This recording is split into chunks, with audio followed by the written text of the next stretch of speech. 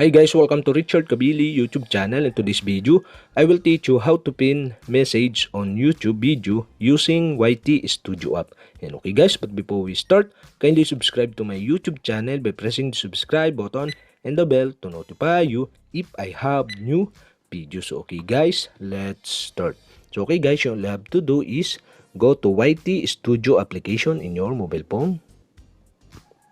And okay guys, here and YT Studio dashboard, okay, scroll down to see the message. And okay guys, here below you can see the comment or message. And okay guys, here you can see the latest message of your video. And okay guys, in this tutorial, I'll show you how to pin the message on your YouTube video using this YT Studio app. Okay guys, to do that, okay, so okay, here for my example, I choose one of message here. Okay, for my example, I choose this one. So you all have to do is tap this.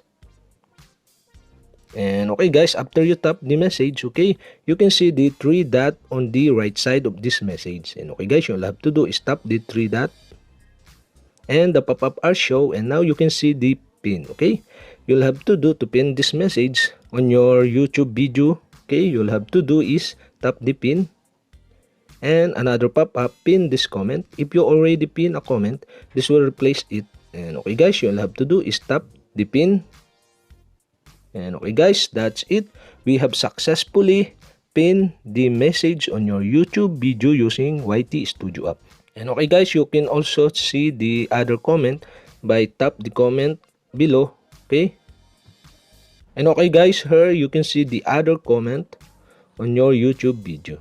And okay guys, that's it. We have successfully pinned the message on your YouTube video using this YT Studio app. And okay guys, if you have a question, kindly comment below.